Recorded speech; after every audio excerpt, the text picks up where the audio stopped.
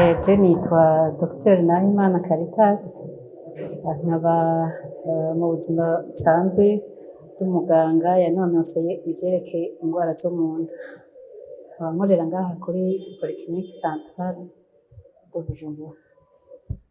Ingwara ya estomac ku bisanzwe yosigura ibintu vyinshi, kubera estomac nk'ibindi bihimba vy'umubiri yogwara mu bice vyinshi. Twovuga ivyerekeye ingwara z'ibikomere ulcère, hariho ivyerekeye ingwara aho estomac iharagurika mugabo itaragera aho igira ibikomere, ivyo twita gastrite. Hakaba n'igihe estomac yogwara mu bikomeye ivyo twokwita ama cancer, ibivyimba. Urumva mu Kirundi iyo tuvuze umuntu arwaye estomac bisigura vyinshi. Ingwara ya estomac rero tugiye kwinjira muri ivyo bice bitatu binini binini twovuga. Ingwara ya estomac tuvuze ngo gastrite, ni kuvuga ko umuntu afise estomac iharaguritse, ariko ntaza avuga ngo afise estomac iharaguritse, aza afise ibimenyetso.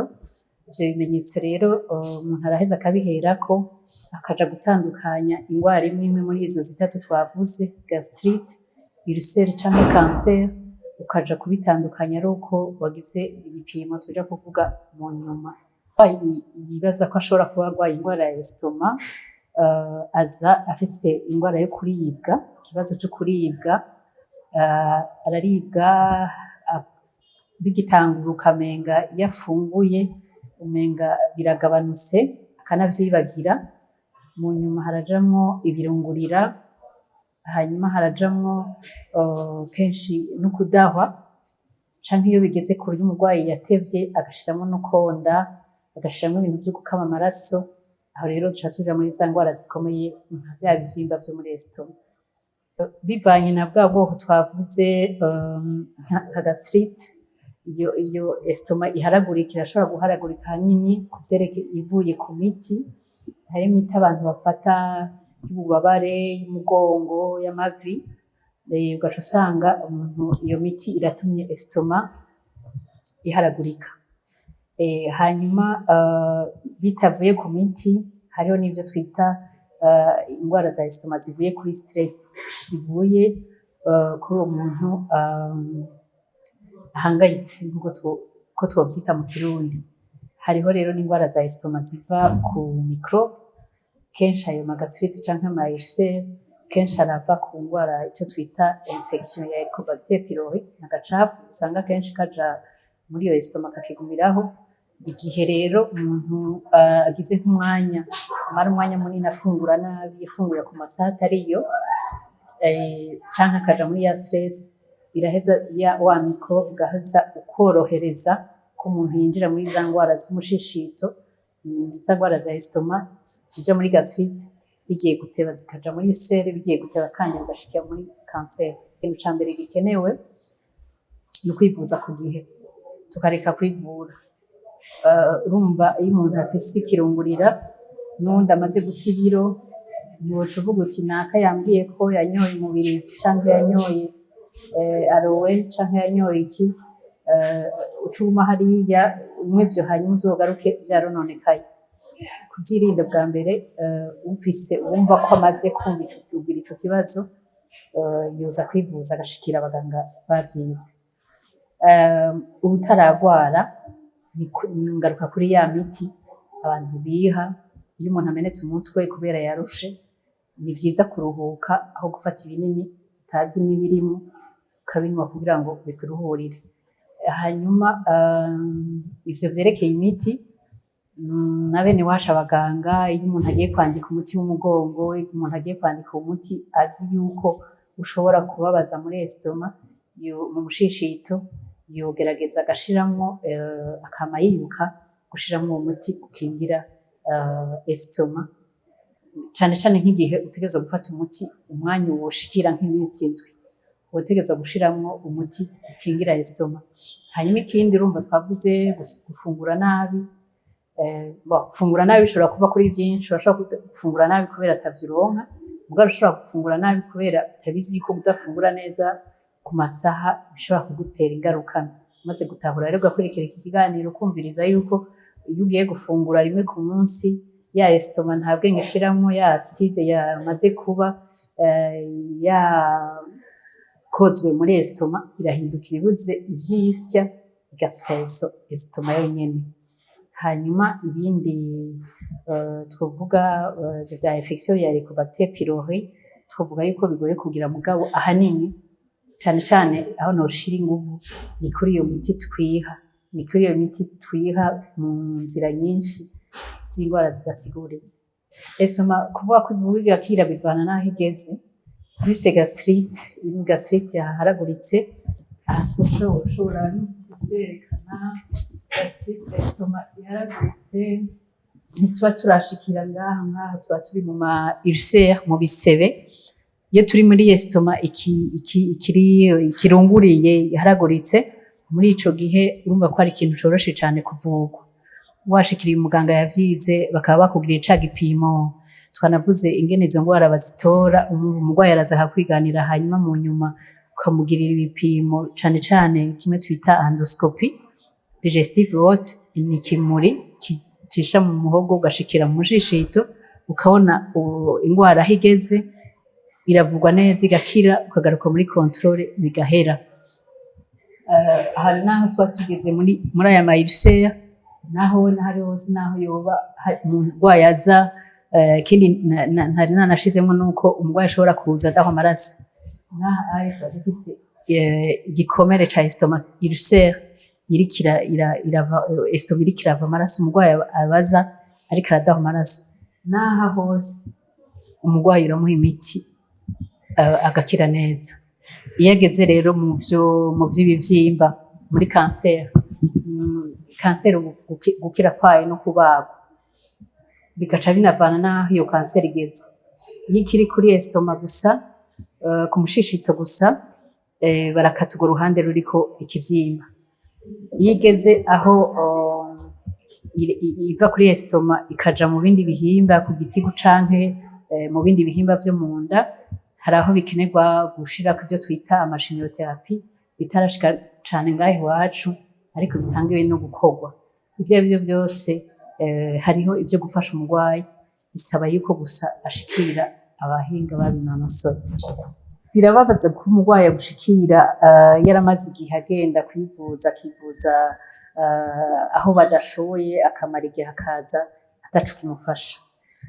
Kuri ako kantu kose, kuri ico kwirungurira, kuri iyo ku gukama amaraso umuntu arakora ibipimo agasanga afise amaraso adakwiye, kuri aho umuntu abona ko ariko aronda ntitwona hashika ngaho umuntu ashikire kwa muganga kandi twumvise ko imiti ihari, twumvise ko ku rugero rwose umuntu ashikiriye birashoboka ko umuntu avurwa. Kugira avurwe rero nuko aba yashikiriye muganga. Tworeka rero ko iyi miti tukareka kwivurisha iyo miti y'ikirundi tutazi ibirimo, nivyo ibinini tunywa, inshinge dutegwa tuzi ko zikozwe n'iyo miti ivuye mu biterwa, ivuye mu bintu birimwo. Ariko ikibazo dufise ngaho iwacu nuko ivyo biterwa ivyo turima ico kizirankugwa, iyo arowe wo kubaza ati harimwo iki, urazi ko umuti wose utangwa ku rugero, utangwa ku rupimo rw'iki na kiriya. Kubera rero tutaramenya urwo rupimo ivyo bintu birimwo muri ico rupimo, muri ico giterwa tugomba kwivurisha esitoma, tugomba kwivurisha n'amakanseri, vyiza ivyo birajuragiza abantu bigatuma umuntu aja gushikira umuganga yomufasha yaratevye. Rero tworeka ahanini kwivura no kwivurira. Ico kimwe kugira ngo umuntu atandukanye ingwara avuga ati ndarwaye intestin, indwara ya intestin isigura vyinshi, ariko ngaho iwacu umurwayi avuze ko arwaye intestin kenshi aba ashaka kuvuga intestin atari kanseri, intestin y'ukuvuga ko amara akora yikwega agatuma umurwayi aza akubwira ati jewe naho mfungura dukeya nsanga inda yuzuye igera hariya, ati jewe gusohoka ku mwanda mukuru ntibinyoroheye, ati hari aho hajamwo n'ibirungurira vya bindi bigashobora no kwitiranywa n'ivy'umushishito. Umurwayi rero arwaye intestin ahanini aza avuga yuko afise ikibazo ikibazo ca digestion, ikibazo c'uko ivyo umuntu yaririye biyungurwa neza agaheza kumva afise akayabagu ko gusubira gufungura. Muri ivyo vy'ama intestin tugiye kubizigira hamwe nk'uko twabivuze kuri estoma, muri intestin urashobora naho ni kurwara bivuye ku buhinga bwinshi. Ivyo dukunda kubona rero kenshi abarwayi benshi baza bidogera nuko bafise ikintu cyo gufungura bigaheza ntibishike iyo bija gashika ku mugoroba, umuntu agafungura saa sita agaheza agashika mw'ijoro yumva haze, yumva afungura rimwe ku munsi, agaheza akakubwira ati nzoka ku mwanda mukuru haciye iminsi ibiri, haciye iminsi itatu, akakubwira ati nguma nturimiwe. Hariho n'abandi ati gusohoka ntibinyoroheye. Biba bivuye kuki? Ahanini ko umuntu agira ama intestin akora buke buke ni ibintu bishika. Ni kurya hariho abashobora guhingura neza ivyo bafunguye bagasonza n'ingoga na n'ingoga, mugafungura umwe akavyibuha uwundi akagumana ibiro vya bindi. Ni indemenwa y'umuntu, ariko bishobora no kuva no kuri ya miti abantu bihereza. Narakubwira ngo numvise umuntu umenga haruzuye shafata ibinini nk'ama antibiotique zitwa za ciprofloxacin, muramaze kuvyumva. Jewe ndagwaye typhoide naciye nywa ciprofloxacin. Typhoide urabicacura ahanini umuntu abarinda kuba yagize umucanga. Iyo miti rero twiha ntigukiza kwa kuzura inda, mugabo ikigenda ikonona igatuma twa ducafu twa tumikrobe twa dukoko umuntu aba afise mu nda tumufasha guhingura ivyo yariye, tumwe dupfa hagasigara udukora buke buke canke udukora nabi, hagaca rero muri iyo situation de déséquilibre uko mu nda iyo hinduka y'ico twita microbiote ou flore intestinale, bica bituma rero ivyo turiye bigenda bigatembera nabi, bigatuma umuntu yirirwa yuzuye inda adasohoka, vyose bikononekara gutyo. Ico nico ahanini niko n'uruhande rw'abarwayi baza bafise ivyo twita ama troubles fonctionnels intestinaux, ari donc ayo mara akora nabi yikwega gataba ivyimba canke atabikomere birimo. Ariko n'ibivyimba mu ma intestin birashoboka. Hariho ama cancer ya colon, hariho ama cancer yo mu kibuno, hariho ibivyimba, hariho n'ingwara twita maladie inflammatoire chronique de l'intestin, ingwara ziza nk'ibisebe mugabo biri mu mara. Ni ingwara twita zikunda kuza ku karonda k'amamuko y'umuntu, ivyo twokwita hereditaire. Ni nk'ubwoko butatu, ni kwa kundi nyene